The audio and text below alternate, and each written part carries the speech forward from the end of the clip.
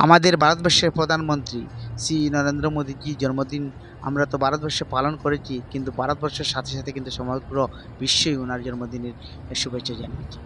দেখুন, এটা দুবাইয়ের বুর্জ খলিফা লাইটিংয়ের মাধ্যমে ওনাকে শুভ জন্মদিনের শুভেচ্ছা জানানো হয়েছে। তো দুবাই থেকে শুরু করে পুরো লন্ডন, আমেরিকা, রাশিয়া সবাই ওনাকে জন্মদিনের শুভেচ্ছা জানাইছে। সত্যি আমরা খুব ভাগ্যবান ওনার মতো একজন প্রধানমন্ত্রী পেয়েছি।